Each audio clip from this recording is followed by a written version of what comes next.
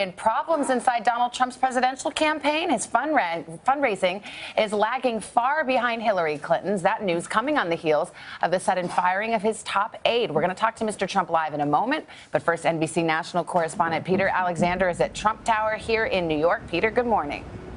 Hi, Savannah. Good morning to you. Donald Trump insists that he is not beholden to big money, but this morning there is new evidence that he faces a significant disadvantage when it comes to campaign fundraising.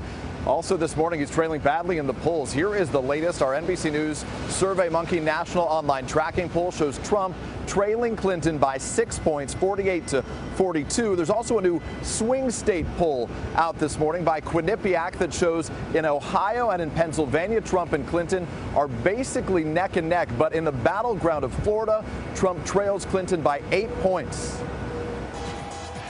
Donald Trump's fundraising haul so poor, it's jaw-dropping.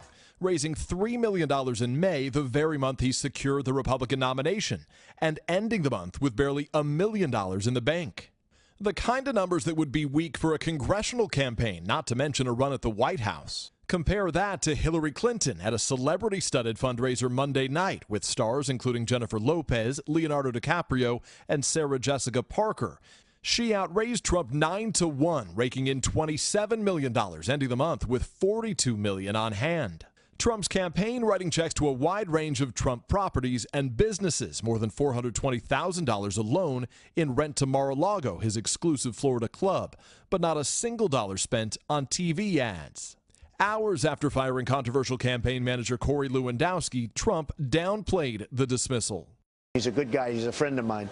But I think it's time now for a different kind of a campaign. Lewandowski, who's admitted to a strict confidentiality agreement with Trump in an interview with NBC News, remaining fiercely loyal. I respect Mr. Trump.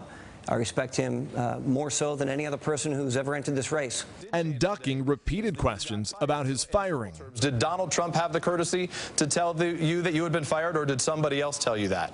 Look, I had a great conversation with Mr. Trump, and I can tell you this. It's been a privilege for me to serve the last 19 months on this campaign. Sources close to the campaign tell NBC News Trump's children, Ivanka, Eric, and Donald Jr., confronted their father in a meeting early Monday, urging him to oust Lewandowski. So is it a course correction or just cosmetic?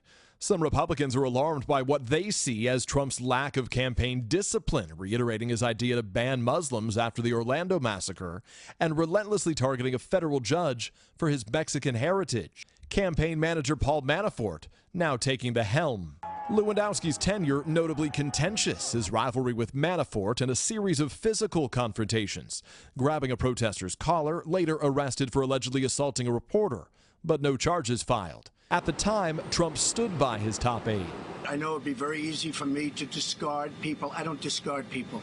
I stay with people. I stay with a lot of people that are treated unfairly.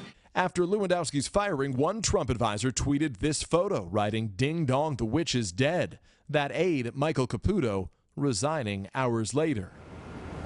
And there's new information this morning about a 19-year-old British man who was arrested at a Donald Trump political rally in Las Vegas on Saturday. Investigators say Michael Stephen Sanford tried to grab a police officer's gun at the event, later telling authorities that he wanted to, quote, shoot and kill Trump. A law enforcement official tells NBC News that Sanford has mental problems. Matt and Savannah. Peter, back to the firing of Corey Lewandowski. I mean, he certainly was a lightning rod for a long time, and yet it seemed to take almost everyone by surprise, including perhaps Corey Lewandowski himself. Yeah, that seems to be the case. As soon as there was some news out that Corey Lewandowski had been fired, a statement from the campaign, I called Corey Lewandowski, who answered on his cell phone. He said, hey, he seemed to be in good spirits. I said, I'm trying to find out more detail. Did you get fired? And what more can you tell me? He said, wait, what? And then the phone clicked. Sources within the campaign tell NBC News that in the early hours that this was taking place, there was, as one described it, bedlam, that very few people knew exactly what was going on. This morning, we're learning new information about the fact that it appears that Donald Trump's 3 adult children, as we were talking about during the course of that piece, that they played some role in this. As you saw, I interviewed Corey Lewandowski yesterday. I asked him about reports about a conflict between him and Ivanka Trump's husband, Jared Kushner, who started to take a larger advisory role in the campaign. But Corey Lewandowski denied that there were any problems or conflicts between the two. Matt and Savannah. Lots to talk about. Peter, thank you. Hello, Today fans. Thanks for checking out our YouTube channel. Subscribe by clicking that button down there and click on any of the videos over here to watch the latest interviews, show highlights, and digital exclusives.